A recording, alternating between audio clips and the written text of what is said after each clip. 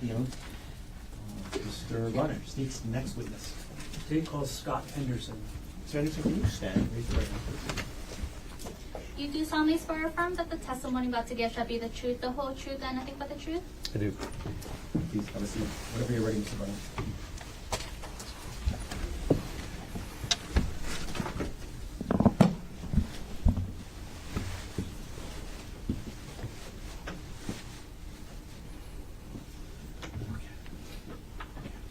Okay, good afternoon. Good afternoon. Can everybody hear me okay? Or, okay, And as you go forward today, please speak into the microphone as much as possible. Okay? of course. First of all, can you please state your name? My name is Scott Henderson. And Mr. Henderson, where are you employed? I'm sorry, can I move this by any Sure. chance? It's a little distracting, sorry. No worries. Sorry, what was the question again? Where are you employed? I am employed at the Honolulu Police Department. And how long have you worked for HPD? I've worked there since 2013. So it's about 13 years. Yeah. What position do you hold there? I'm a criminalist in the forensic biology unit. In order to be a criminalist at HPD, is there any training that you have to complete? Yes, we have an internal training program before we can start on any type of casework that has to be completed. I'm going to ask a couple follow-ups about that. How long is that training program? The training program is approximately at least 6 months to a year, typically. And does it include written and oral exams? That's correct. Does it include actual practice with casework? No, not casework cases yet. When we get approved for finishing the training program, that's when we can start on actual casework samples. Got it. And what are your duties or responsibilities as a criminalist? So as a criminalist, I perform biological screening on items of evidence, do DNA interpretation and analysis on the DNA profiles obtained from those items, write reports, and testify in court. Mr. Henderson, did you earn an undergraduate degree? I did. In what degree? Bachelor's of Science in Biology Where did you earn that degree from? at the University of Hawaii. At Manoa. At Manoa, yes. Have you earned any graduate degrees? Yes, I have. In what field? This would be in molecular biosciences and bioengineering. It's a Master of Science. Was that also at UH Manoa? That was also at UH Manoa. Have you received any specialized training in DNA testing? Yes. And since you started in 2013, was it about how many trainings have you attended? At least 30. And can you briefly describe the kind of training you've received? The trainings come in the form of conferences, workshops, seminars, either in person or virtual, covering a variety of topics related to forensic DNA testing. What kind of organizations do you receive these trainings from? They can range. There's a lot of different organizations, ranging from the FBI to vendors that are related to the field of criminalistics. When was the most recent training you attended? I think earlier this year, beginning of the year. In addition to this training for DNA testing, have you received any training in probabilistic genotyping? Yes, I have. First of all, before we get to that training, what is probabilistic genotyping? So probabilistic genotyping is a way to approach DNA mixtures. It involves the use of biological models, statistical theory, as well as computer algorithms and probability distributions in order to separate the individual DNA profiles from of contributors from a DNA mixture. You said there was computer algorithms for probabilistic genotyping? That's correct. A lot of most of the probabilistic genotyping technology that's available is in the form of a computer program, software program. What are some examples of probabilistic genotyping computer programs? So the two main ones are called StarMix, and there's another one called TrueAllele. When did you attend your first training in probabilistic genotyping? 2017. And approximately how many hours of training have you received in probabilistic genotyping in general? At least 200. And if you could estimate approximately how many hours of training in a program called StarMix? A little less, maybe about 150. 150 hours? Hours, yes. Sorry. Are you a member of any professional organizations related to your work? Yes, I'm a member of the American Board of Criminalistics. Do you have any certifications related to your work?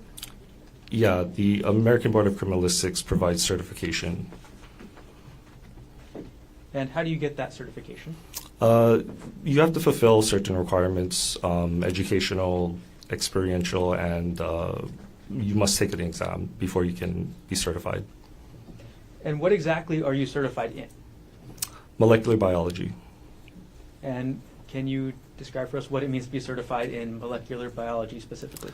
This means that I have the required skills, knowledge, and expertise to perform forensic DNA analysis.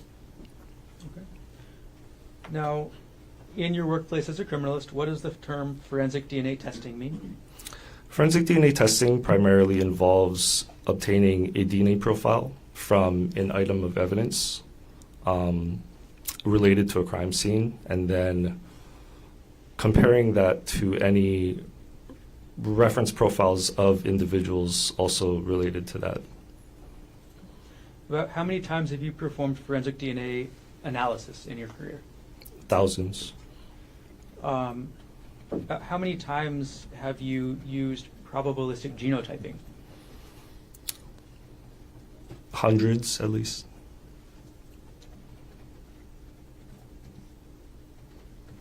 Have you ever been qualified to offer opinion testimony in court before?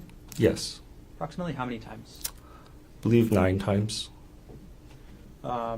And specifically, have you ever been qualified to offer opinion testimony in court regarding probabilistic genotyping? Yes, I have. How many times for that specific issue? 1 time. It's a pretty new technology, so. I was going to ask you later, but asking how new is probabilistic genotyping? Could you I'll rephrase. rephrase that? Sure. When did the Honolulu Police Department start using probabilistic genotyping? We came online with probabilistic genotyping in December 2024. And what of the programs that you mentioned earlier does HPD use? So HPD uses the StarMix software program. That same program you said you've done 150 hours of training in? Yes, approximately. At this point, Your Honor, the state was asking to qualify this witness under HRE 702 as qualified to provide opinion testimony in the area of forensic DNA testing with a subspecialty in probabilistic genotyping. Mr. Otake. Brief for dear. Go ahead. Good morning, sir.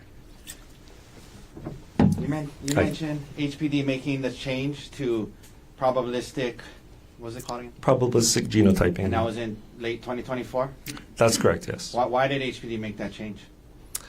We were we get audited every other year, And what happened with the audit? and so Beyond the scope. He was part of the, were you working there before 2024, sir? You can go ahead and answer. sure. We were audited in 2024, and part of this audit required us to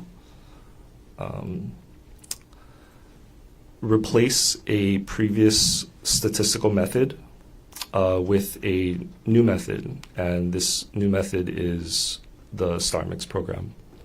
Because the old method, the way you guys were doing it was problematic to certain degrees during the audit, yes?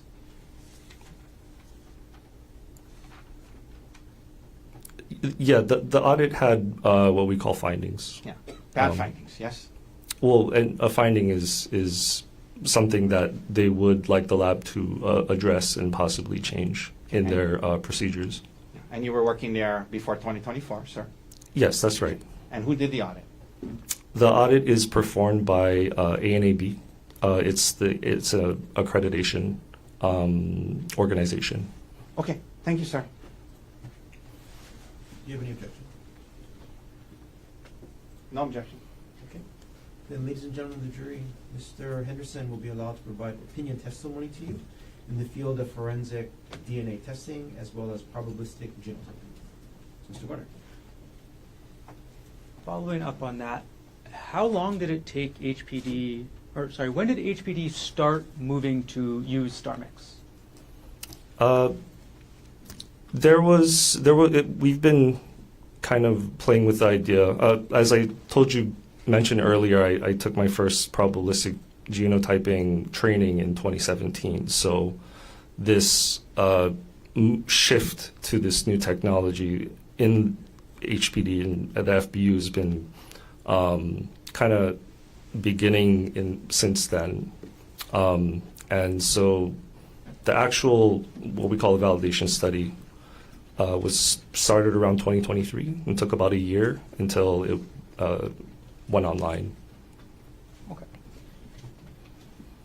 All right. Is the DNA analysis and probabilistic genotyping results that you'll testify to today based on your training, experience, and education in the field of forensic biology? Yes. Are the conclusions regarding the DNA analysis and probabilistic genotyping that you'll testify to based on your training? Same question, I'm sorry. Are the conclusions you reach in this case accurate and reliable? Yes. Okay, and just to define those words, inaccurate, do you mean that they were the result of or based on established methods of examination, which are widely accepted as valid within your profession? Yes. Okay. And are those methods also widely accepted as valid by experts in your field? Yes. When we use the word reliable, do you mean that the results you achieved could be replicated or duplicated by following the same established methods that you followed in this case? That's correct. Okay. Taking a step back from this, where is the HPD main police station? We're located on 801 South Beretania Street.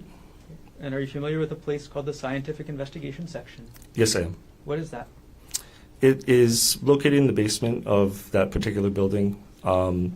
It provides forensic services, a number of forensic services, which includes forensic DNA analysis by the Forensic Biology Unit. You just mentioned the Forensic Biology Unit. Is that the unit that you're in at That FCS? is the unit I am in, yes. Okay. Since we've talked about it already, when was the Forensic Biology Unit last accredited? The last reaccreditation, so the Forensic Biology Unit has been accredited since 2001 continuously. I'd just like to point that out. We do go through a 4-year cycle of reaccreditation where within the 4 years, the laboratory is audited twice during that time. And we've always been reaccredited. So the last reaccreditation was in 2024. When you say continuously, has there ever been a break in the accreditation status? No, So always been accredited. we've always been accredited, yes. And what's the significance of being accredited as a lab? What this means is that the laboratory is compliant with national as well as international standards for forensic DNA testing. And what does the Forensic Biology Unit do to maintain its accreditation status? As I mentioned before, we are audited approximately every other year. Does the Honolulu Police Department Forensic Biology Unit have standard operating procedures for DNA testing? Yes. Does that include standard operating procedures for the use of probabilistic genotyping? Yes, that's correct. Why does HPD have these standard operating procedures? The point of standard operating procedures is that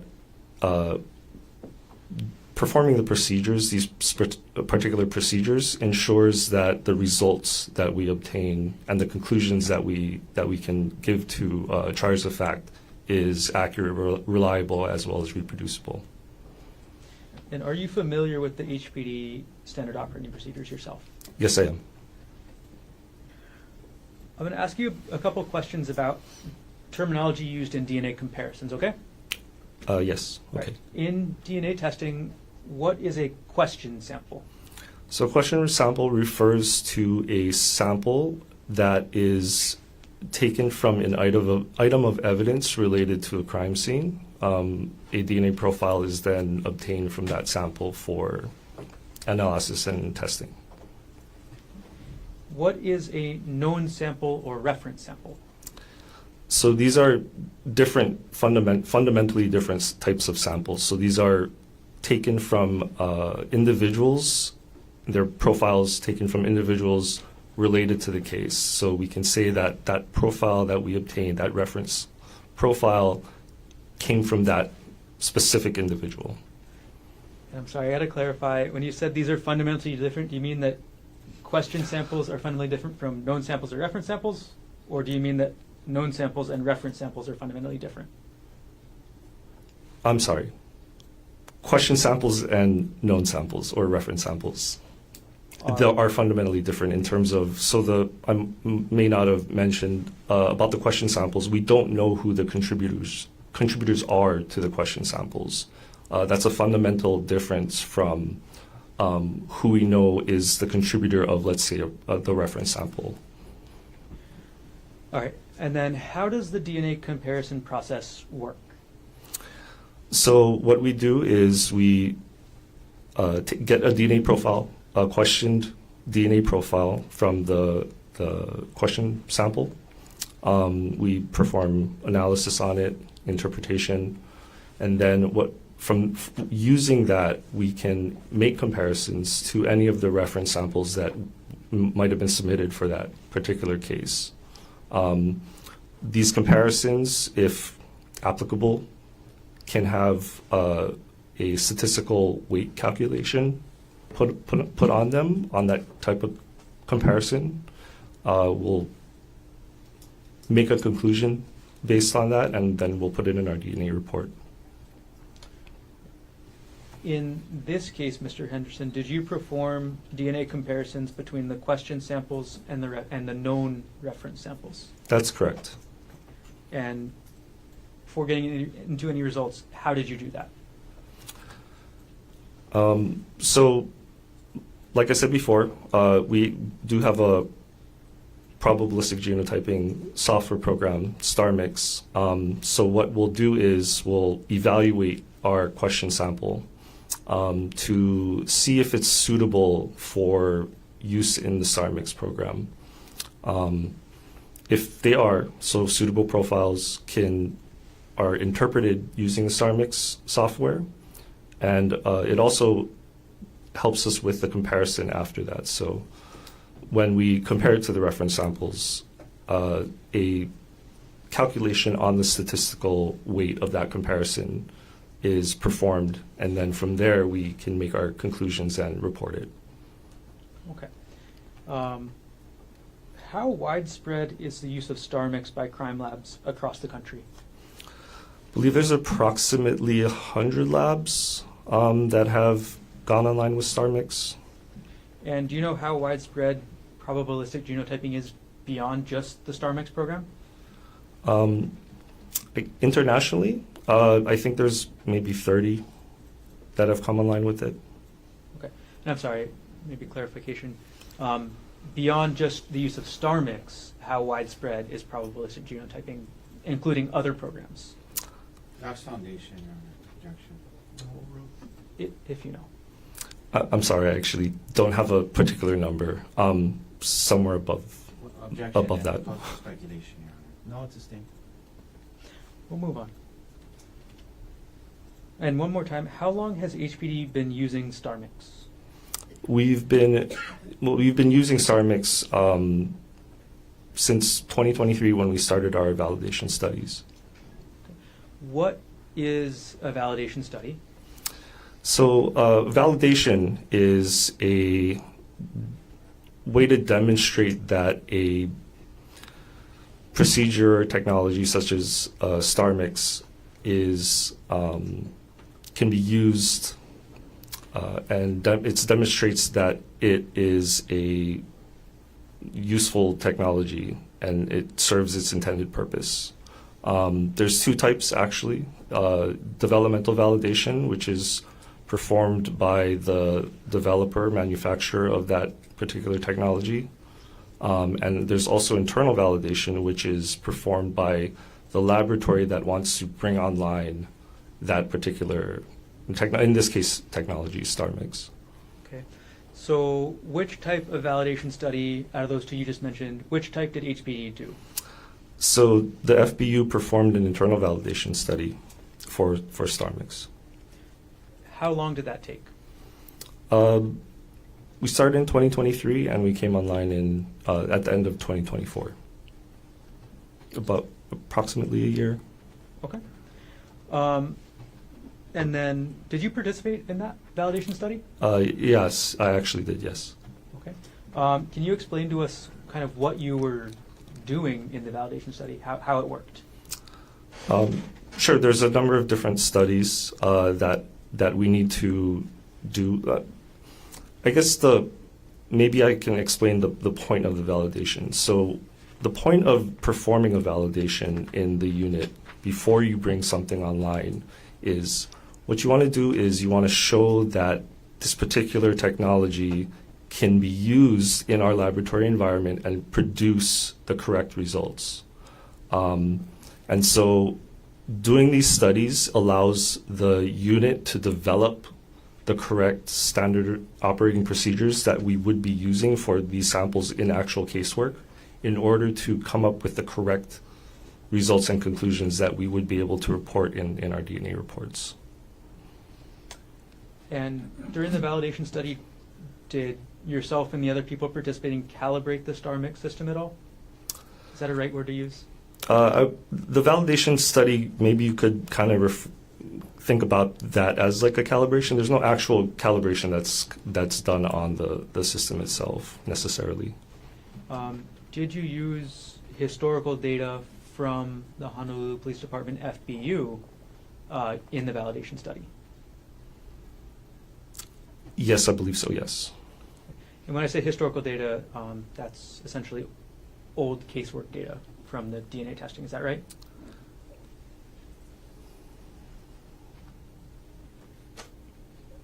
I'll strike. I would say most of the validation study was not necessarily samples used from old casework. There might have been for training purposes or that matter. A lot of the data was generated from testing of known samples primarily. Got it. Okay. Has the use of StarMix by HPD been reviewed by any outside agencies? Yes, it has. Which agencies? It was reviewed by a company called Sorensen Forensics, who provides a review of labs' validation studies. They're online with StarMix themselves. Okay. And what was the result of that review? The result was that the lab performed the validation appropriately and comprehensively. When you're actually doing the StarMix analysis, now that it's been validated, now that it's in place, is that StarMix analysis done in-house at HPD or off-site? It's done in-house. Going back a little bit to the StarMix trainings you mentioned, which company or organization provided the trainings that you attended that were approximately 150 hours? The trainings that the company provided specifically for StarMix didn't count for the whole 150 hours, but I would say the majority of it. This company is the developer of StarMix. At the time they were called ESR, or Institute of Environmental Science and Research. I believe they've since changed their name to PHF Science. So just to clarify, at least some portion of those 150 hours was training from the developer of the program. That's correct. During that training, did you learn how to identify if the program is operating properly. That's correct, yes. In your work on this case, did you operate the StarMix program in accordance with your training Yes, and also in accordance with the SOPs developed by the validation study? that's correct, yes. Based on your training and experience and following the SOPs, was the StarMix program operating properly when you used it in this case? Yes, it was. When you actually do use StarMix to run DNA profiles through, how is any association or comparison between a question sample and a known sample, how is that reported? So this is reported through the use of a statistical calculation. We call this a likelihood ratio, or LR. Could you kind of explain for us what likelihood ratio means? So a likelihood ratio is a statistic that tells us the weight of this comparison. It's made up of the comparison between two opposing scenarios or propositions. So the first scenario, scenario one, typically argues that the DNA originated from a person of interest. And this person of interest, when we refer to this a person of interest or POI, this would be the reference sample that we're making the comparison to. The second scenario is the opposite of that. So the DNA profile came from some unknown individual.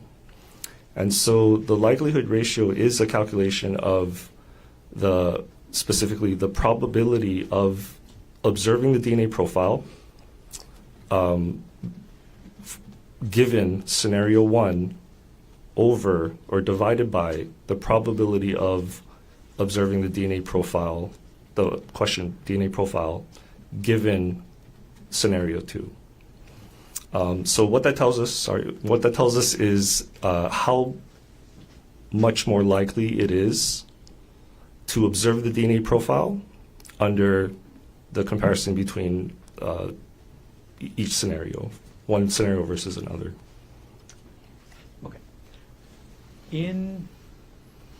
With the use of a likelihood ratio, is the word match ever used in DNA comparison? No. Okay. What does a likelihood ratio higher than 1 mean? So since this is a value divided by a value with the support for scenario one usually in the top part of that equation, if there's support for scenario one, we would see likelihood ratios higher than 1. Okay. And what does a likelihood ratio lower than 1 mean?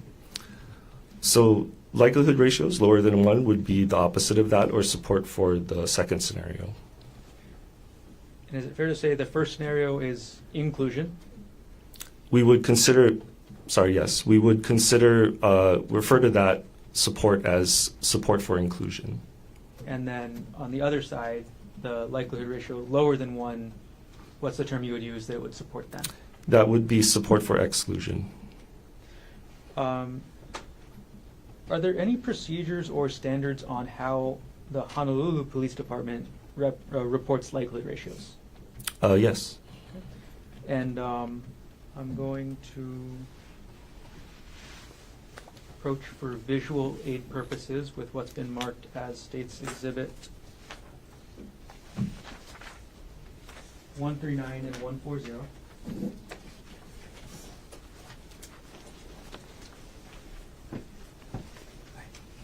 Mr. Henderson, I've handed you what's been marked as State's Exhibit 149 and 140. 139. I'm sorry, 139 and 140. Are these the charts that HPD uses to demonstrate likelihood ratios? Yes, they are. Okay. And these are based on HPD standards for how to report likelihood ratios. Yes, it is. Would those be helpful kind of in explaining your testimony today? I believe so, yes. Then, Your Honor, at this point, the state would ask permission to publish 139 and 140 as visual aids only. Proceed.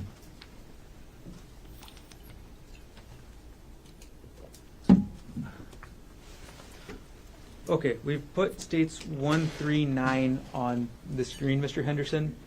Could you explain to us kind of what we're looking at here and how it applies to using a likelihood ratio in the work that you do? So what you see on the left side, the left column, is a representation of a range of likelihood ratios in each row. The likelihood ratio is a number since it's a ratio of values. And starting at the top, we have high likelihood ratios going all the way down to much lower, likelihood ratios less than 1.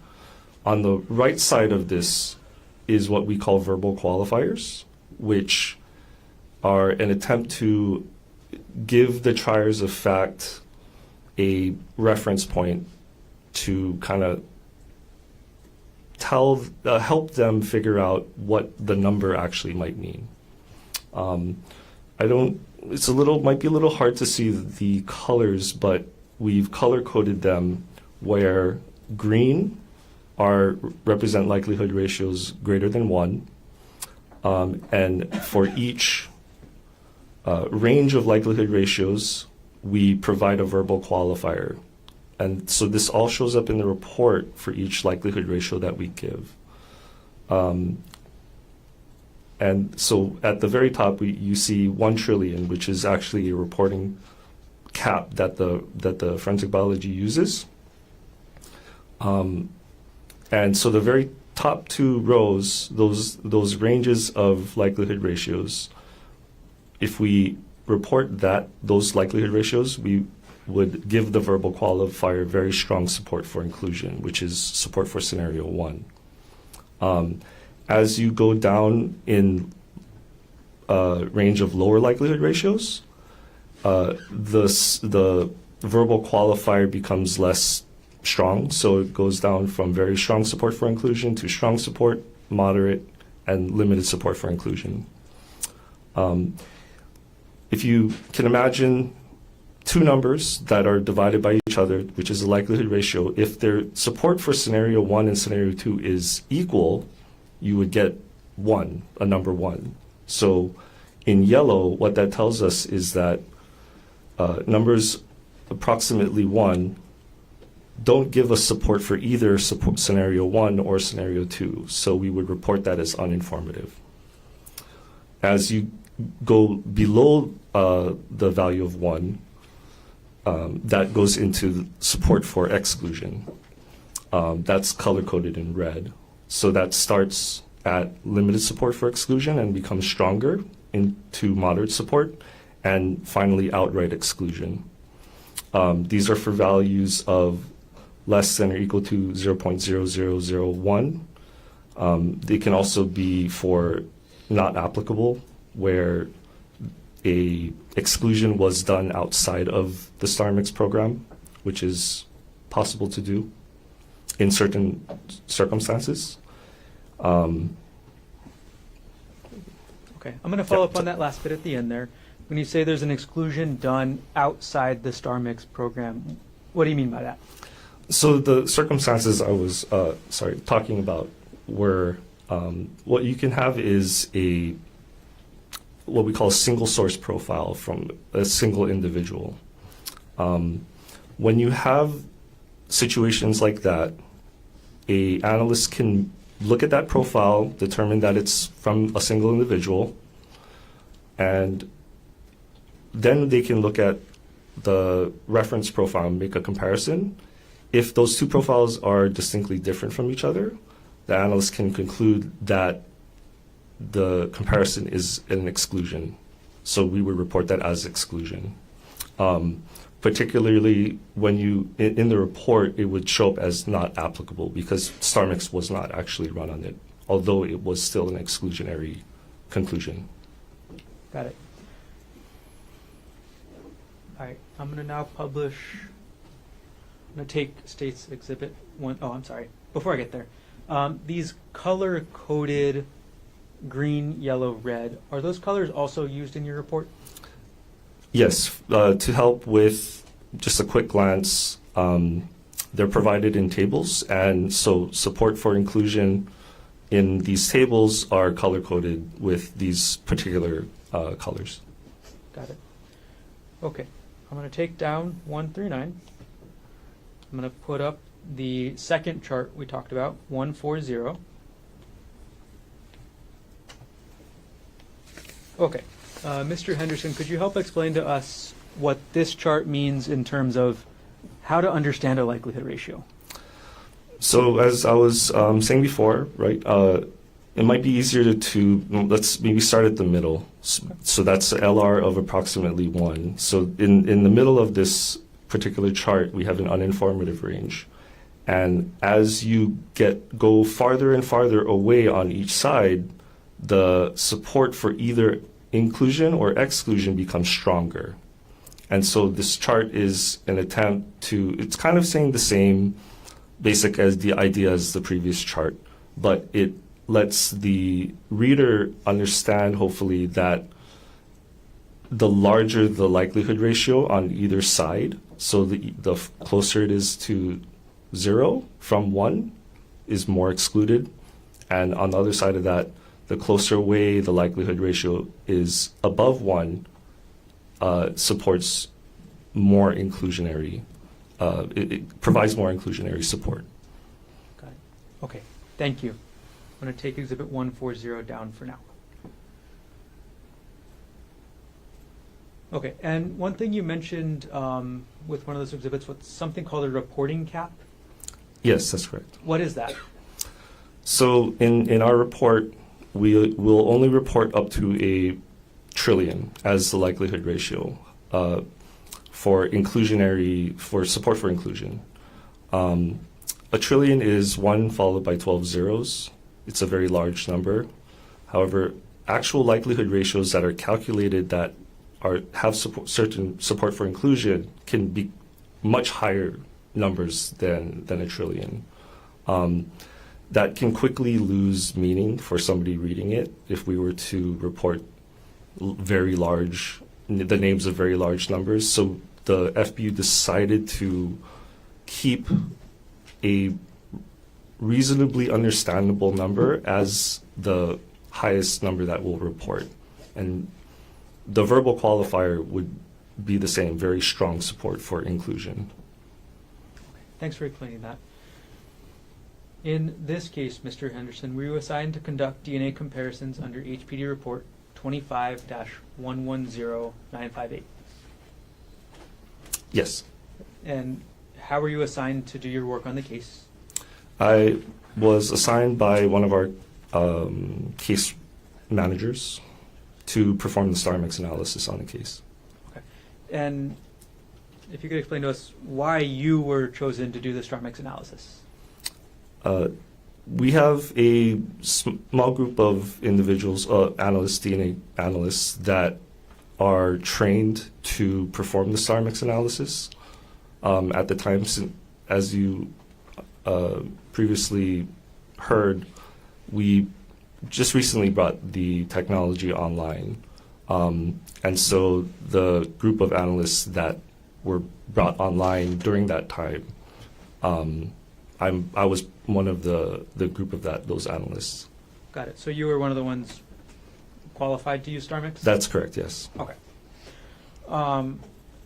In your work on this case, what were your known samples?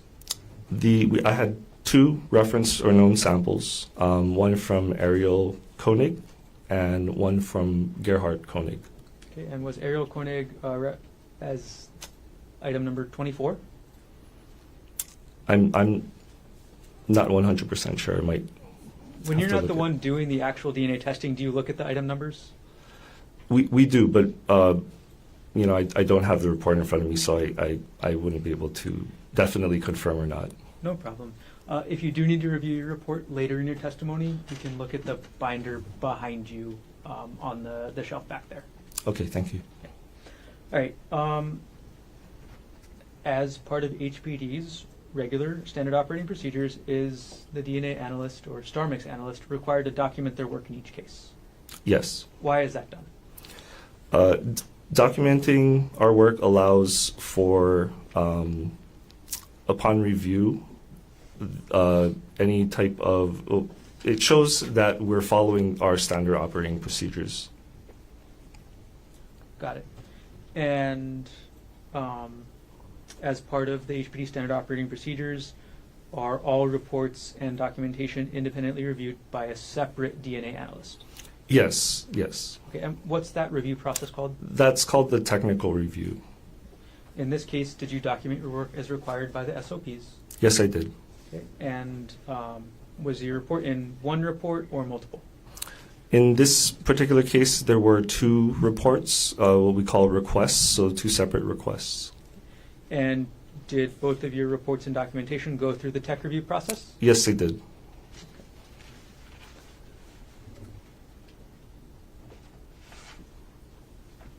All right. And did your report contain charts that summarize the results of your comparisons? Yes. Would the parts of those charts that actually contain the results of your work be helpful in explaining your testimony today? Yes, it would. Okay. I'm going to approach with what's been marked as State's Exhibit 141 through 155, again for visual aid purposes.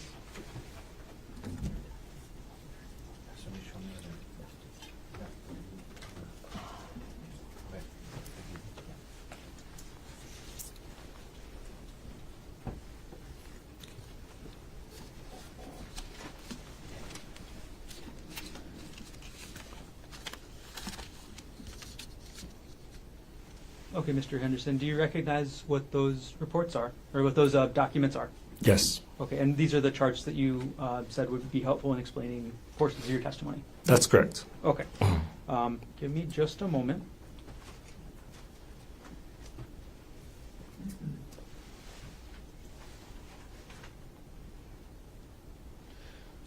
Okay.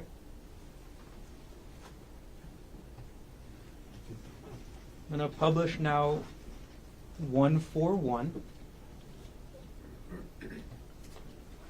Okay. And Mr. Henderson, could you explain the results of your probabilistic genotyping testing with regards to sample the stain on item number 2, question sample 1? So at the very top of that, this particular figure, that is a description of the item of evidence and sample that we obtained the question profile from. So that would be a rock, which is apparently sample 1 of 2, a stain, and the number next to that is just kind of a unique identifier that we would use to identify that particular sample. So 2105230 Q1. Okay. I can keep going. want me to keep going. Sure. So a little bit farther down, what we see is what we call the probabilistic genotyping table, or PG table. This contains the results of the comparison as well as any assumptions that we used when we set up the interpretation and put it into the StarMix software program. That first section of the table, we state our number of contributors. So in this case, there was one contributor. There's another section that refers to any assumed contributors, which this one didn't have any in particular. Then it states the 2 scenarios that were compared. So scenario 1 is the POI contributed DNA. So if you recall from before, the POI refers to the person of interest. The second scenario is scenario 2, which is one unknown individual contributed DNA. So one unknown individual, since we're assuming a single contributor, we would say one unknown individual. And that's somebody that's not the POI, somebody we don't know. Okay, Mr. Henderson, I'm sorry, I'm going to interrupt yes. because I have a couple follow-up questions before we get to the results. When you say assumed number of contributors, how do you assume that, or how do you get to that number? So what we do is we obtain the DNA profile from what we call typing results. We're trained to look at that DNA profile, and it's the characteristics that we see in that profile. And what we can tell from that is we're trained to determine how many contributors might have contributed to that DNA profile itself. Sometimes it's fairly obvious, usually in terms of a single individual. But if you can imagine, it might get a little bit more complex as the number of contributors to a profile increases. How many contributors can HBD analyze using StarMix? So StarMix is validated up to 4 contributors. At what point does what number of contributors do you have where you get what's called a complex mixture? So a conclusion that a mixture might be too complex would be greater than 4. Got it. Okay. Moving on to the second line underneath the number of contributors, the assumed contributors. When would you assume a contributor? Since there's only one contributor, we can't make any assumptions on who might be in that profile. So we're typically starting with profiles of 2 or more contributors. If certain conditions are met, the type of sample where it came from, who it might have come off of, if those conditions are met, then what we can do is use one of the reference sample profiles, and allow StarMix to use that sample at the beginning of its interpretation. That's what we call conditioning, or we refer to it as an assumed contributor.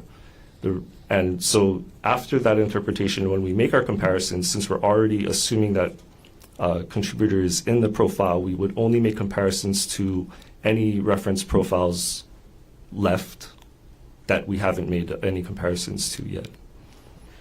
I think I'll come back to that a little bit later, but next follow-up question.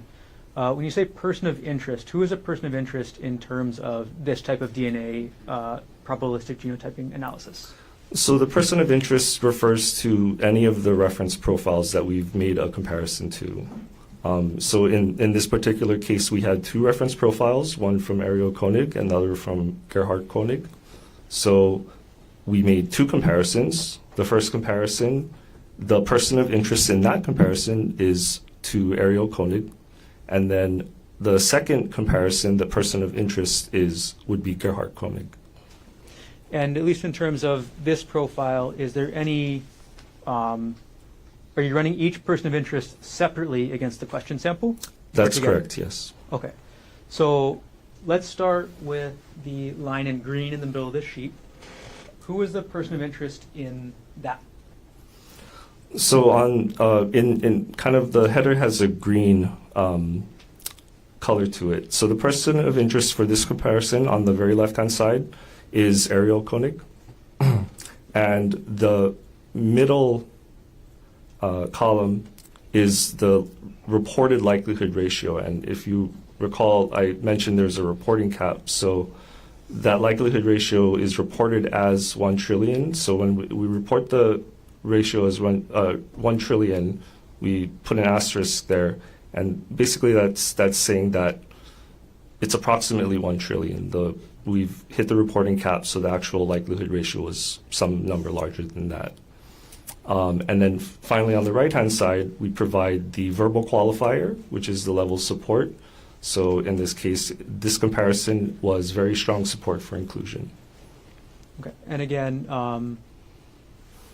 you're comparing in this case, or in this specific example you've just gone through, you're comparing the swab from the stain side of the rock with Gerhardt Konig's reference sample. That's correct, yes. Okay. Now, in the second result at the bottom of this table, can you walk us through that one? So the second comparison is for the person of interest is Gerhardt Konig. And so the LR was reported as not applicable because this is a single source sample, and in this particular instance, a manual exclusion was performed. The likelihood ratio is reported as not applicable.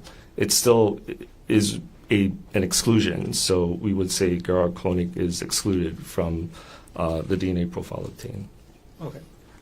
So, using the verbal qualifier, what is the level of support for the proposition that Ariel Konig was the contributor of the sample on the stained side of the rock? So, in our report, we would have all of this information. There's usually a conclusion statement that is a summary of all of the information above it. It would be these DNA results are approximately 1 trillion times more likely if Ariel Konig is the contributor than if one unknown individual is the contributor. So this provides very strong support for inclusion. Okay. Have we gone through everything on this specific result for this sample so far? Yes, I believe so. Okay. I'm going to take Exhibit 141 down for now. And I'm going to prepare Exhibit 142.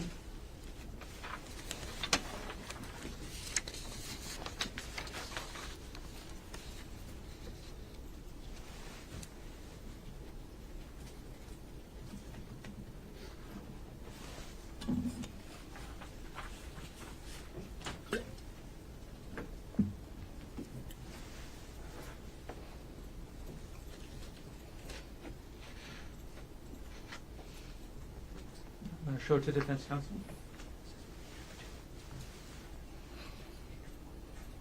Thank you. I'm going to publish State's Exhibit 142. Okay, Mr. Henderson, first of all, which sample are we talking about here? So as you can observe from the top header, this would be also from the rock sample 2 of 2. It appears to be swabbing from an unstained area. And the unique identifier in this case would be 2105230A Q1. Okay. Can you walk us through the assumed number of contributors?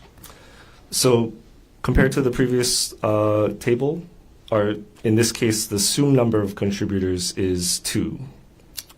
So when we input the profile into StarMix, give the StarMix the mixture that we obtain, we tell it this is how many contributors we think were in the mixture. So it'll do the interpretation under the assumption of 2 contributors.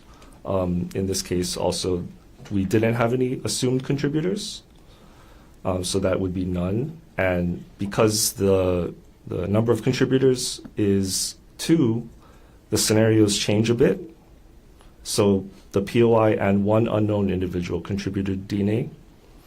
And for scenario 2 would be 2 unknown individuals contributed DNA. Okay. And then could you walk us through the results of this with regards to person of interest, Ariel Konig?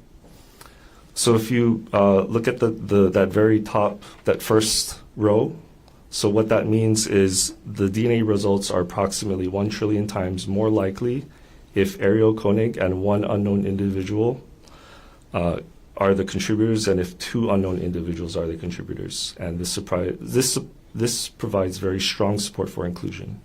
Okay. And then can you walk us through the results with regard to person of interest number 2, Gerhardt Konig? So separately from the comparison to Ariel Konig, we did a comparison to Gerhardt Konig. So even though they're kind of next to each other, the comparison in this case is just for that one reference sample, Gerhardt Konig. And so kind of reading across, the DNA results are approximately 290 times more likely if Gerhardt Konig and 1 unknown individual contributed DNA than if 2 unknown individuals contributed DNA. This provides moderate support for inclusion. Okay.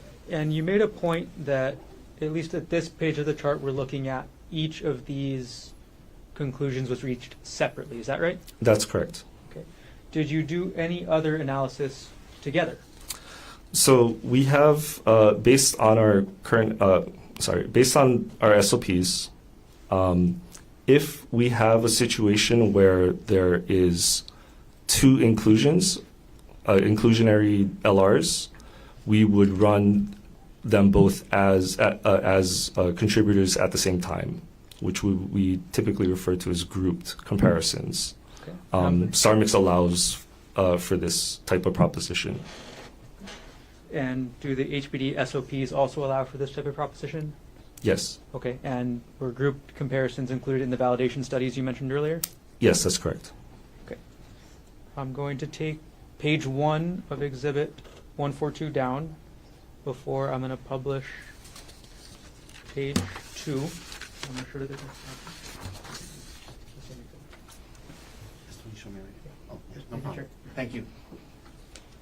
All right, publishing page 2 of States Exhibit 142. Okay. We're talking about grouped comparisons. Is this the result of your group comparison for the same sample we're talking about, the unstained area of the rock? That's correct, yes. Okay, could you explain to us what the results of that were? So the assumptions are the same, but for this, there's just one LR that was calculated, and the proposition for this is that the POIs, so Ariel and Gerhardt Konig, contributed DNA versus two unknown unrelated individuals contributed DNA. The results for this are, the DNA results are approximately 1 trillion times more likely if Ariel Konig and Gerhardt Konig are the contributors of the DNA than if two unknown unrelated individuals are the contributors of the DNA. This provides very strong support for inclusion. We also provide a statement because the LRs from the individual comparisons had different levels of support. We kind of caveat this statement to say that you have to consider that the individual LRs were different than each other in terms of the level of support, and so you need to be aware of that when you look at this particular LR for group comparisons. Thank you for the caveat as well. I'm going to take States Exhibit 142 down. Okay. And I'm going to prepare Exhibit 143. While I'm preparing, can you explain what sample that States Exhibit 143 is referencing? This appears to be white with brown stripes t-shirt. Sample 1 of 6. Stain on the exterior right armpit. Is that the correct Yes. exhibit? If you need the sticker, it's on the back of the paper okay. as well, as I refer to exhibits. Thank you. Thank you. Showing to Defense Counsel 143 before publishing. Thank you. All right. Mr. Henderson, we're going to show you on the screen States Exhibit 143. Okay. Now, as you said before, this is the white with brown striped T-shirt, right? That's correct, yes. Okay. And this is specifically the sample from the stain on exterior right armpit. Is that right? That's correct. 13105-230Q1. Okay. Mr. Henderson, do you actually examine, or did you look at any of the photos taken of where the locations of the swabs were? I did, although I wouldn't recall what was in the picture at the moment. No problem. Can I retrieve exhibit number 29?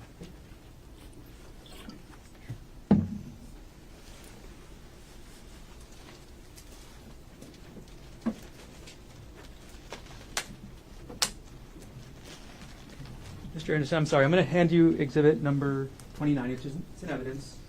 Are you able to tell from this exhibit where the swabs were taken in relation to what's on the chart? I can attempt to. I didn't actually do the sampling for this. Our other analyst that was, I believe, on the stand earlier did. But they do provide locations of their sampling as well as stickers that give unique identifiers that we can use to determine where the sampling might have taken place. Okay, and then could you point to the sticker for 13Q1?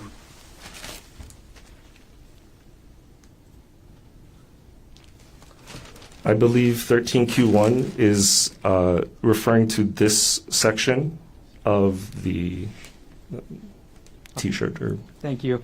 And if you item. could put States Exhibit 29 down for now.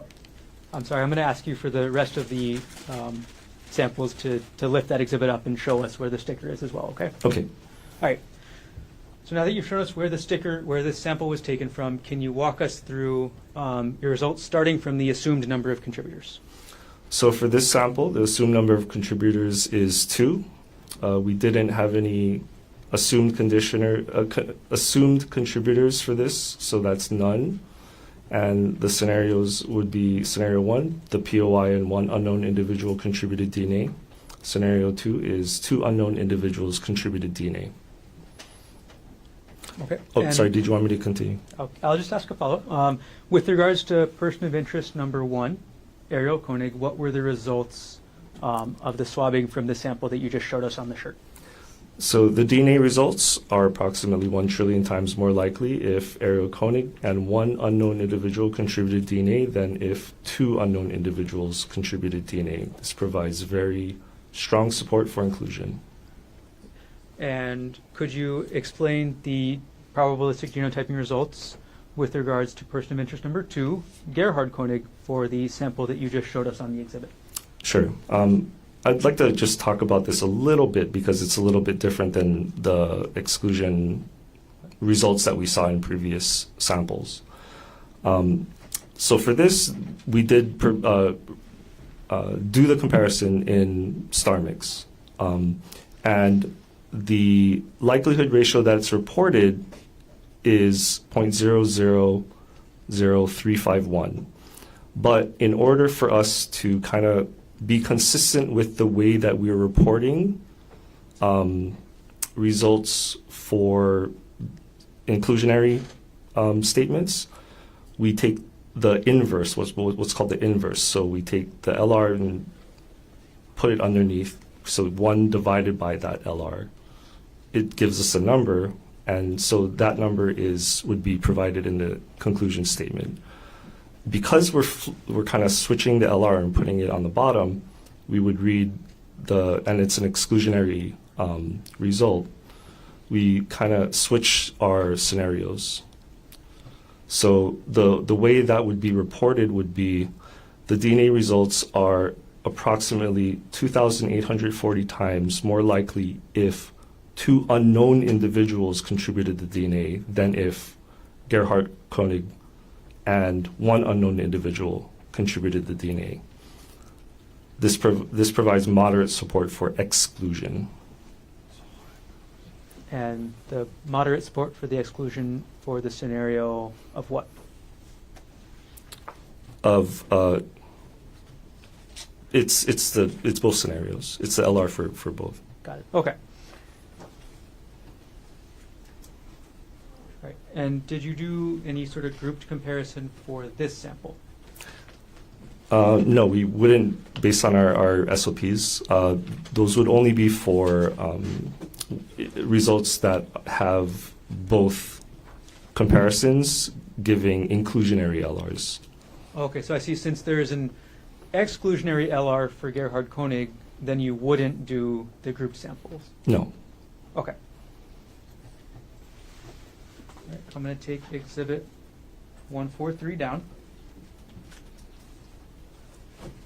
And could you look at exhibit 144 that you have up there with the paper with you, and I will get it ready to flip up.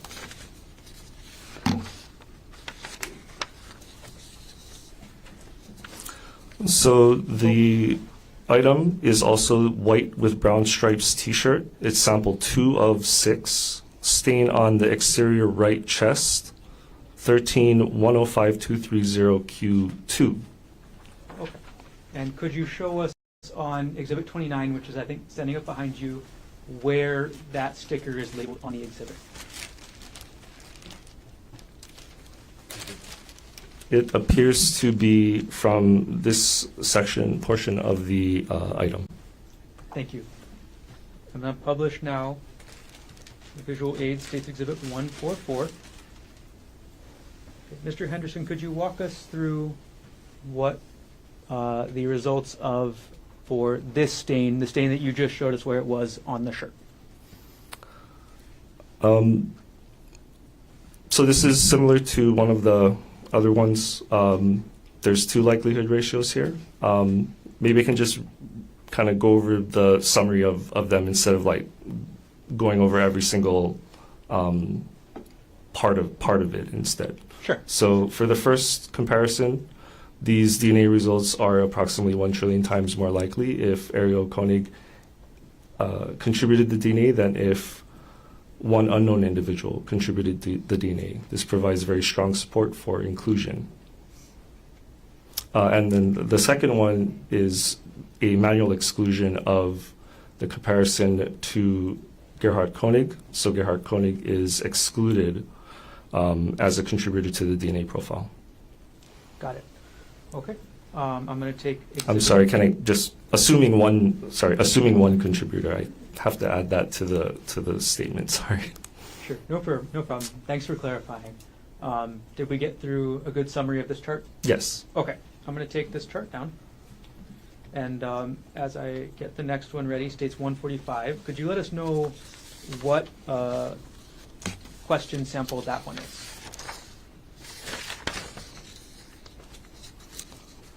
So following the trend, this is also from the white with brown stripes t-shirt sample 3 of 6, stain on exterior front bottom left, 13-105230Q3.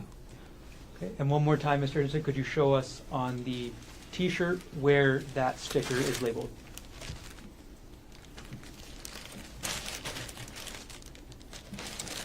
It appears to be from this portion of the item. Thank you for demonstrating. Okay, I'm going to publish now States Exhibit 145. Okay, Mr. Henderson, could you explain what the DNA probabilistic genotyping results were for this sample? So if you look at this one's a little bit different since we have assumed contributors now. So I kind of talked about when we assume a contributor, we're kind of putting their profile in the interpretation up front. And the reason for this is the case information suggested that the t-shirt came from Gerhardt Konig. Okay. And based on a couple of other conditions that were met, we ended up assuming Gerhardt Konig or conditioning on Gerhardt Konig for the interpretation of this. So assuming two contributors, the DNA results the DNA results are approximately 1 trillion times more likely if Ariel Konig and Gerhardt Konig contributed DNA than if Gerhardt Konig and one unknown individual contributed DNA. This provides very strong support for inclusion. Okay.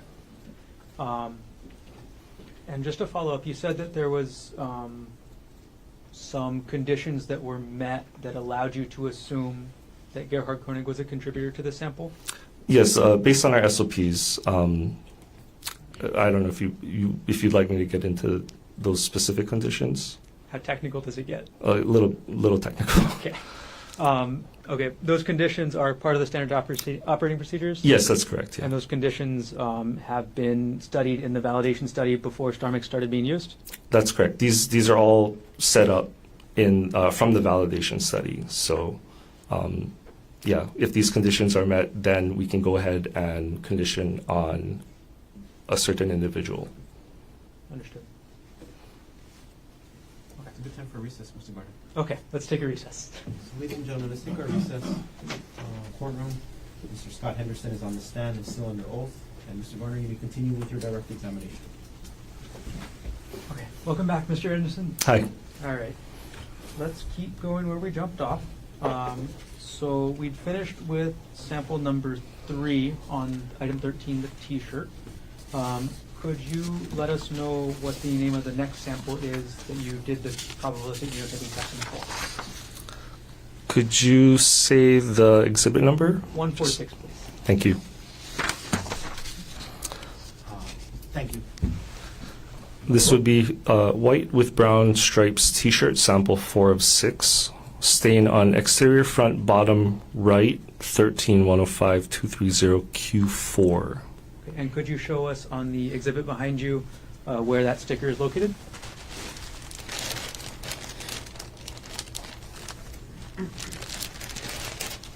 It would be approximately in this area.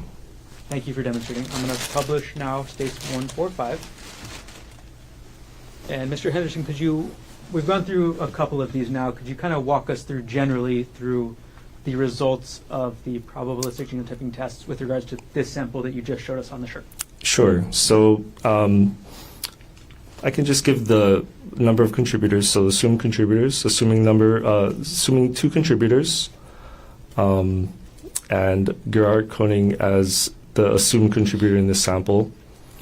The DNA results are approximately 1 trillion times more likely if Ariel Konig and Gerhardt Konig contributed DNA than if Gerhardt Konig and one unknown individual contributed DNA. This provides very strong support for inclusion.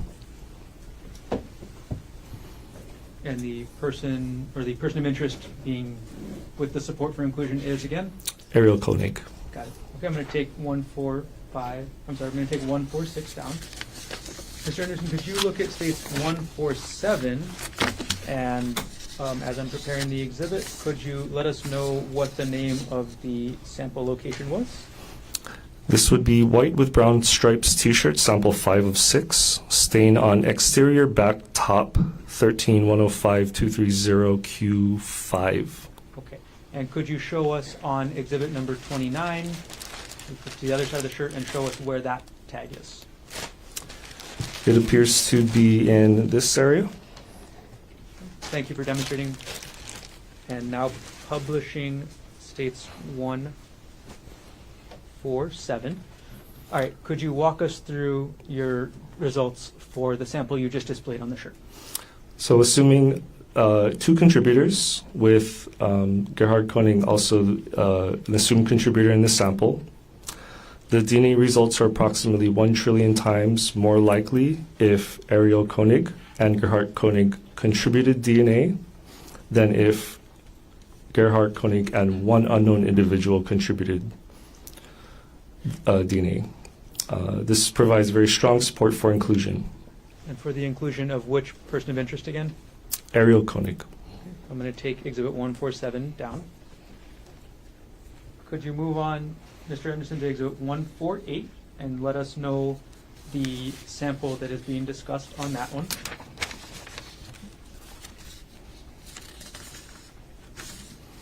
This is white with brown stripes T-shirt sample 6 of 6, stain on exterior back center 13-105-230 Q6.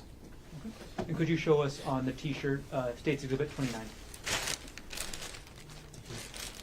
This appears to be the area that the sample is taken from. Okay, thank you for demonstrating on the shirt. And again, for each of these that you're looking at, is there a sticker labeling that you're looking at? Yes, I'm looking for the identifying sticker that my colleague would have put on while she was sampling. I'm going to publish now for visual aid purposes, states exhibit 148. Mr. Henderson, could you explain to us our probabilistic genotyping results with regards to the sample that you just showed us on that T-shirt? So assuming number of contributors is 1, so assuming 1 contributor, for the first LR, the DNA results are approximately 1 trillion times more likely if Ariel Konig is a contributor than if one unknown individual is a contributor. This provides very strong support for inclusion. And going to the next, appears to be a manual exclusion. Gerhardt Konig is excluded as a contributor to the DNA profile. Okay. I'm going to take State's Exhibit 148 down. And I'm going to retrieve State's Exhibit 29 for view the T-shirt. And I'm going to switch it out for State's Exhibit 30.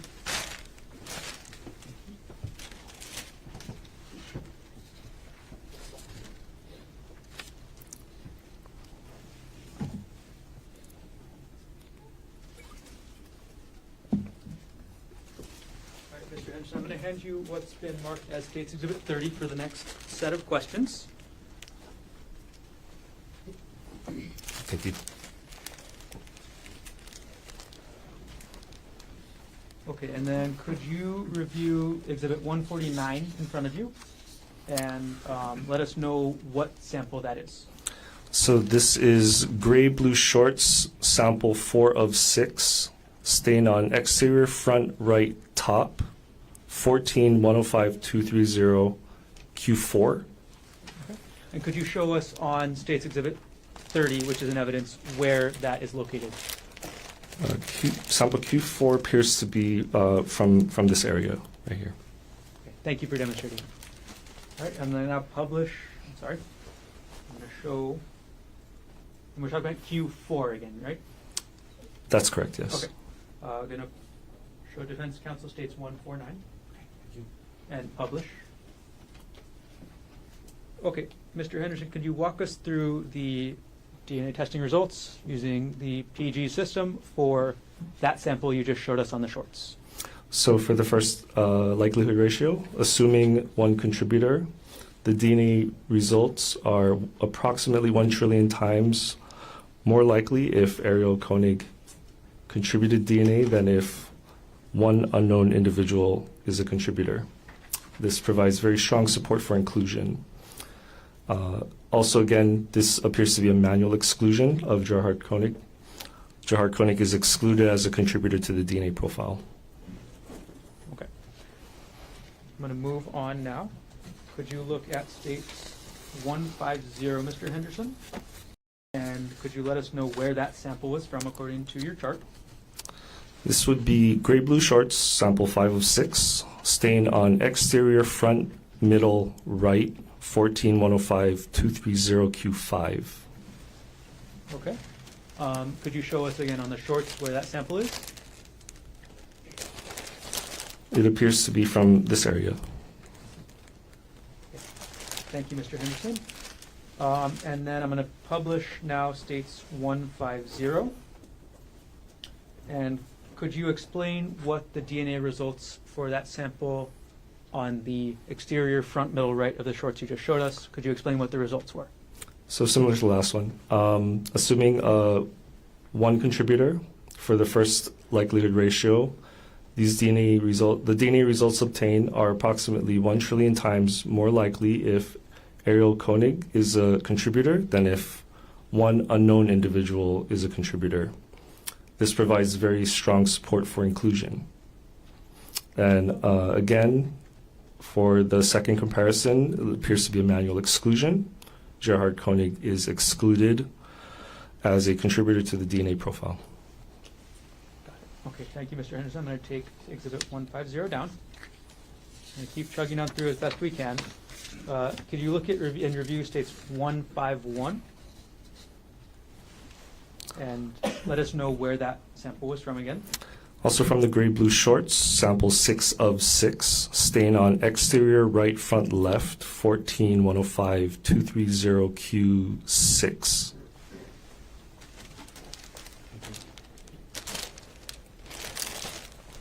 It appears to be from this area.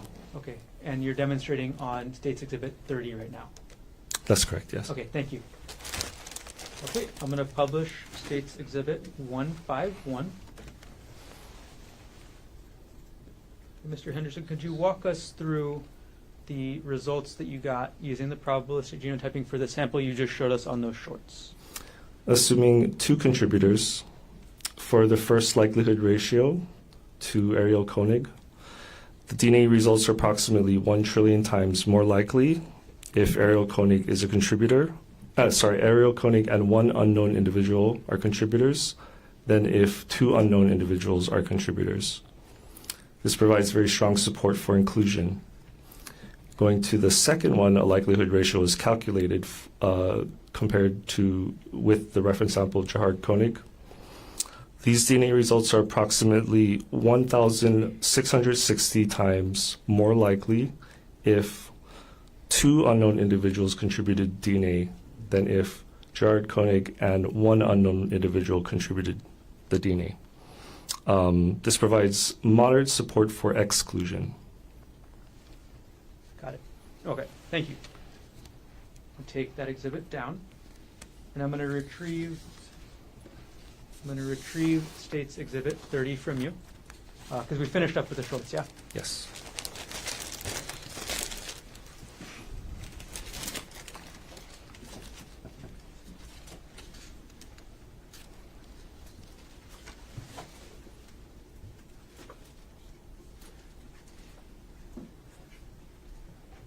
Okay.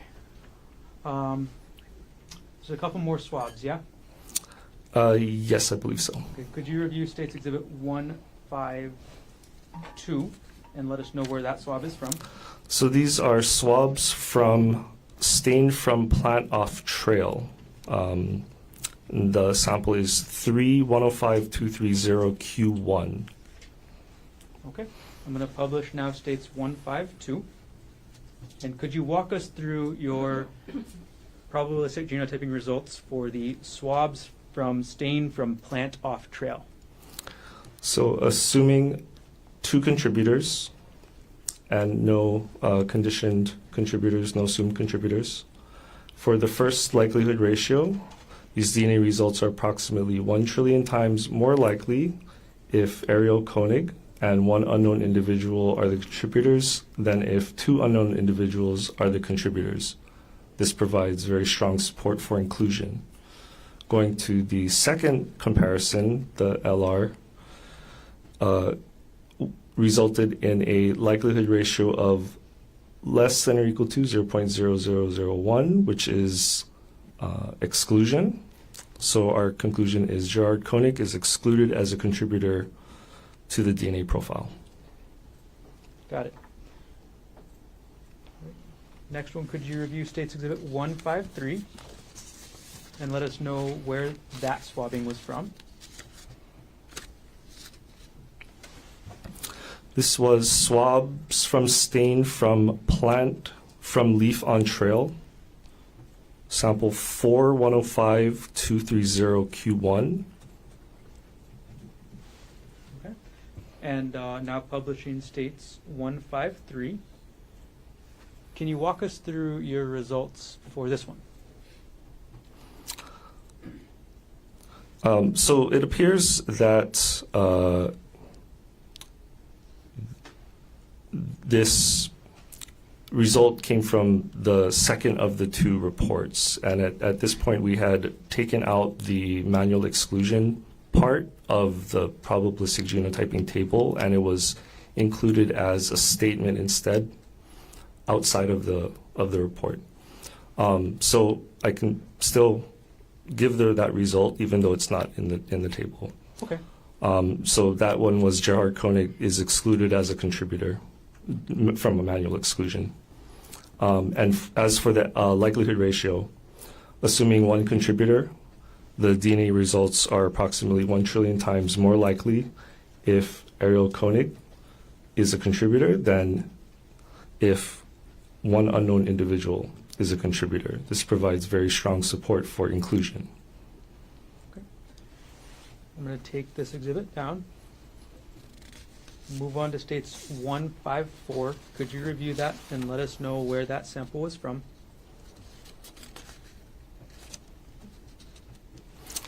This is swabs from stain from tree branch, sample 5105230Q1. Okay.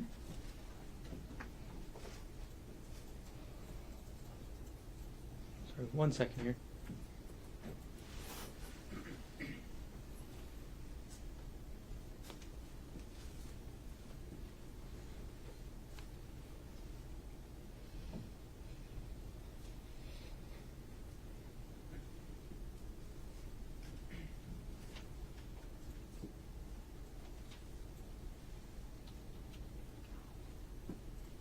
I apologize. Give me just a moment. Take your time.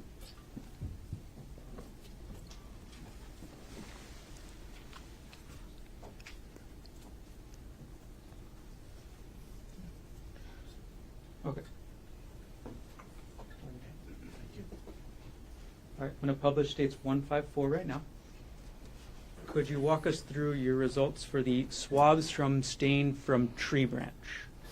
So again, the situation appears to be a manual exclusion, which would have appeared outside of the table itself. So Gerhardt Konig is excluded as a contributor to the DNA profile obtained. And as for the likelihood ratio, assuming one contributor for Ariel Konig, these DNA results are approximately 1 trillion times more likely if Ariel Konig contributed DNA than if one unknown individual contributed. This provides very strong support for inclusion. Okay. I'm going to take that exhibit down. And last swabbing, could you review States Exhibit 155 in front of you and let us know where that swab was from? This would be swabs from stain from ground under bush, sample 6105230Q1.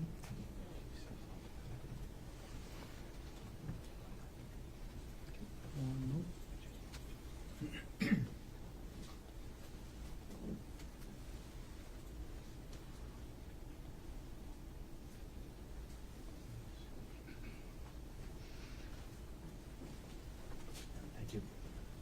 All right, I'm going to publish now States Exhibit 155. Okay, could you walk us through the results for this swab from stain from ground under bush? Again, appears to be a manual exclusion for the comparison to Gerhardt Konig. Gerhardt Konig is excluded as a contributor to the DNA profile obtained. And as for the LR, assuming one contributor, this would be for Ariel Konig. DNA results are approximately 1 trillion times more likely if Ariel Konig contributed DNA than if one unknown individual contributed DNA. This provides very strong support for inclusion. Okay. Let me take States Exhibit 155 down.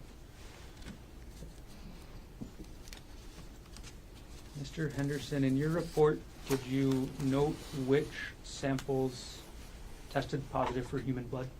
I did.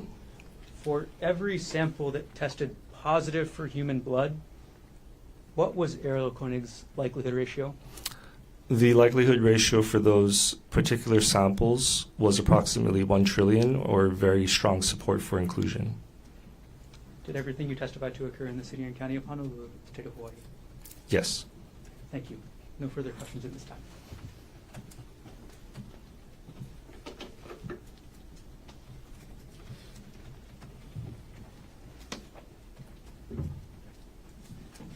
Mr. Otaki, cross-examination. Thank you, Your Honor. Good afternoon, Mr. Henderson. Hi. All right, I'm not going to take a really long time with you. I know it's been a long day for everyone, but I do have some questions. So, first of all, I just want to, when I asked you earlier during your qualifications part about the issues with the audit when you were working there, the point was simply that, well, let me rephrase that. So there were some issues before, right? Yes? Yes, that's correct. Yeah, and then to your credit of what do you call you guys? What do you call yourselves? What? The Forensic Biology Unit, FBU. Yeah. So to the credit of the FBU, after the audit pointed out these issues, you guys worked to fix them and get to a better place. Yes. Yes, we addressed all the findings that were presented to us and provided plans to address them, and these were accepted by the accrediting body, and we followed through with any of the changes that they asked us to perform. Right, and so to your credit, there were some issues, you fixed them, and now, from the end of 2024 on, now this new system, and at least you're confident that it's working properly, correct? Yes. Okay, thank you. And you have a lot of experience in DNA. How long have you been doing this, sir? Since 2013. Okay, so over 10 years, yes? Yeah, that's correct. All right, thank you. So just some questions about some of what you talked about. You know, you just at the end mentioned in the instances where you did test for blood, you just talked about what the results were when you did test for blood, yes? So I didn't actually do the blood testing. That would be the previous analyst. Ms. Amarin, Ms. right? Amarin, yes, that's correct. I did look at the reports and specifically for that question, checked if a conclusion was positive for human blood. I checked what the LR was for that particular sample Sure. with that conclusion and confirmed that those were the LRs for those particular samples. And you both jointly signed the report, yes? That's correct. Okay. So just let me ask you this: when you test, when you're doing the testing and you test for something, for example, if you test in a swab or an item for the presence of blood, and it comes back negative, you document that in your report, yes? Yes, that would be documented. Yes. And so, for example, on the blue-gray shorts, sample 1, 2, and 3, there was testing for screening for the presence of human blood, and it was negative, and that was documented in your report, yes? I would have to check the report. If that would be fine with me, is that okay, Your Honor? Yes. Is that it behind him over there? The binder behind you. Okay. Wait. And I'm specifically, sir, talking about, I guess it would be the bait stamp, I guess page 11 out of 197. Let me know when you're there. Bear with me. Yeah, take your time.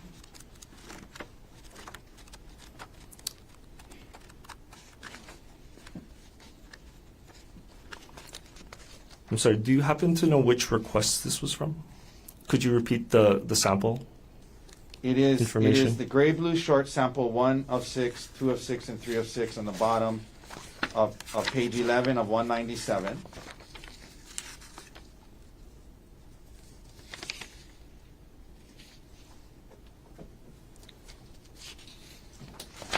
Attendance 197 or states 197? I was able to find it. The sorry. report, Yes. there's 197 pages in the report, Your Honor. Sorry, page 11 out of 197. You see it there? And sorry, you said which sample? Samples 1 of 6, 2 of 6, and 3 of 6. Yes. Yeah. No, Yeah. it's, so I'm just asking, like, if you test for the presence of blood Mhm. and it's negative, then you document it in the report, correct? Yes, that appears to be the conclusion on the report. Okay. So then, if you go to, sir, if you go to page 4 of 197, and this is the swabbing from the unstained area on the rock. Let me know when you're there, please. Yes. Okay. So there's the rock, item number 2, yes? Yes. And Ms. Amarin testified that she swabbed a stained area and an unstained area. Okay? And this is about the unstained area. This is what I'm asking about. And it says, for the unstained area, screening for the presence of human DNA was positive. You see that? Yes, I do. Okay. Yeah. And and she testified, but there wasn't screening done on the unstained area for the presence of blood, correct? I would have to look through the report. I think asking her might be more Right. accurate. But at least here, it doesn't say that the screening for the presence of blood was negative, right? I don't see that conclusion Okay. on the report. Yeah. And as you indicated, if it's in your FBU, practice is if you screen for something and it's not there, you actually write, screening for blood was negative, correct? If if the test was done and a result was obtained, we would typically include that on the report. Okay. Yes. And here for the unstained portion of item 2, it doesn't mention a negative blood finding. It just says screening for the presence of human DNA was positive, correct? Again, I'm not I understand what asking you you're. what it Yeah, says. I understand what you're saying. Yeah, I'm just asking you what it says. It says screening for Right. the presence of human DNA was positive, correct? Yes, that's Okay. that's what's on the All right. report. Yeah. So, that being said, I want to ask you a little bit more about this and some of your testimony. You talked about, sir, the likelihood ratio. You call it the LR, right?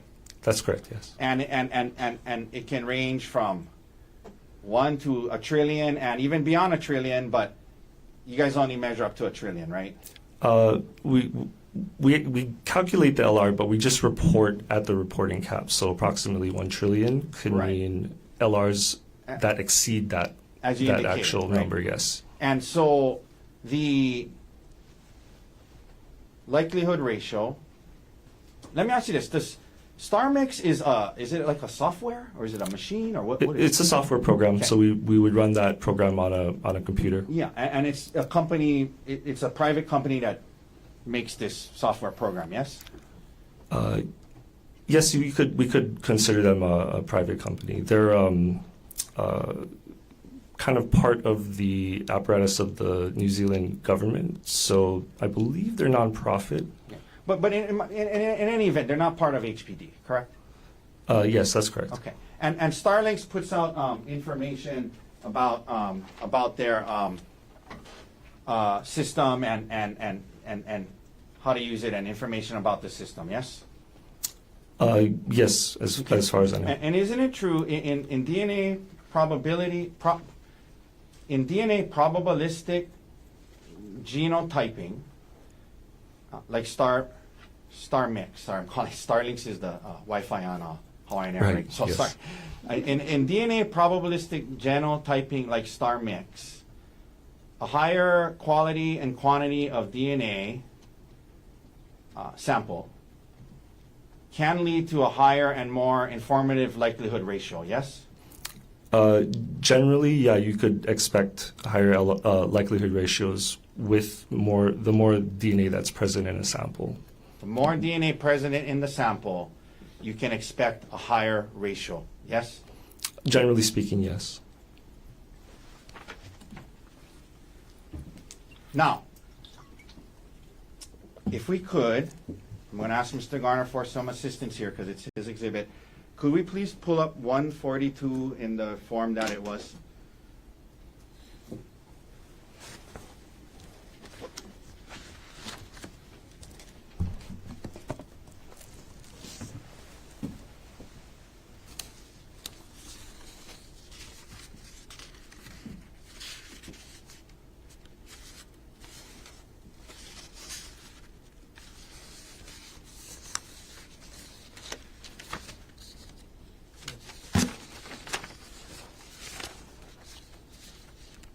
I'm sorry, maybe 140. Which exhibit? Sorry, I'm sorry. 142? Yeah. Yeah, sorry, page 2. 1 second. This is page 2 of 2. Page 2 of 2 of 142.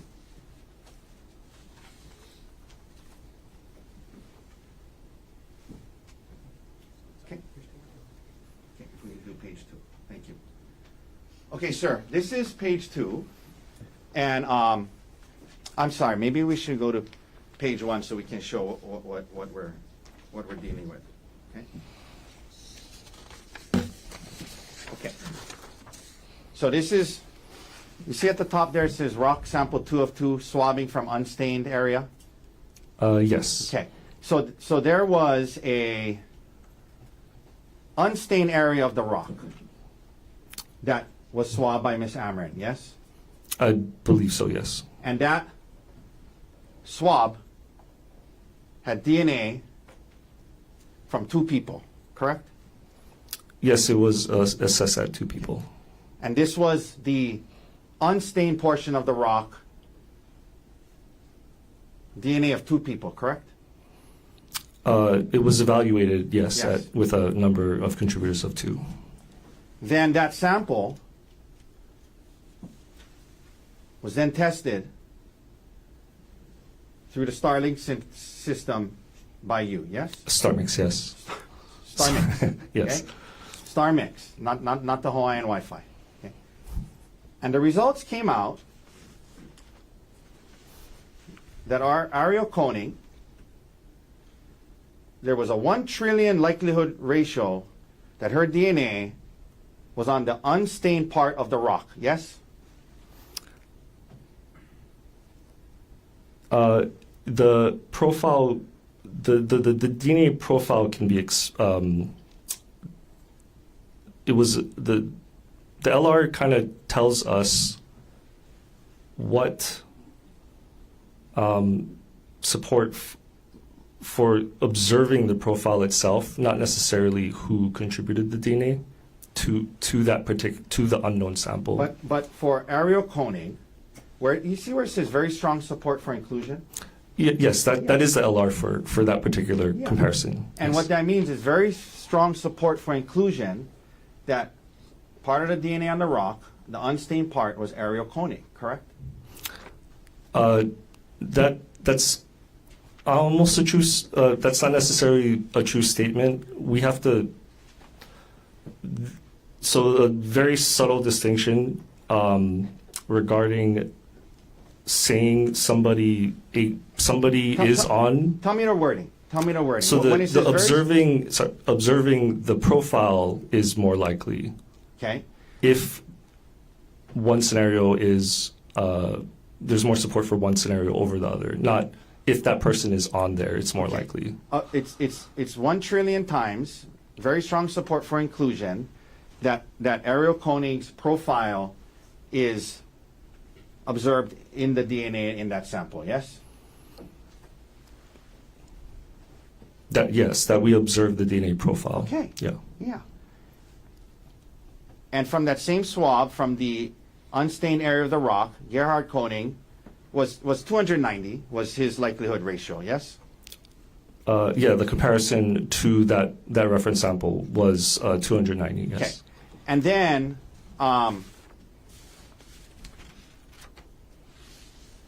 okay. And this unstained area of the rock, as indicated in the report, was not tested for blood. Well, was not, at least the results on the page I just asked you to look for, wasn't about blood, but it was about the presence of human DNA. Yes? I did not see a conclusion for the testing of blood. Correct. And I'm asking you about what you did see, which was this was related to screening for the presence of human DNA, not blood. Well, let me strike that. This was screening for the presence of human DNA, correct? Yes, that was the result that was reported for that particular screening. And Ms. Amron talked about that, like cells and things like that. Yes. Okay. Yes. Okay.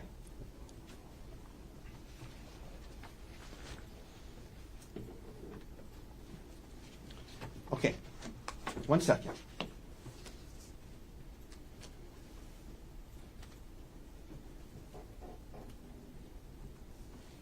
That's all the questions I have for you, sir. Thank you for your time today. Okay. Thank you. Mr. Barner, any remember? Be quick.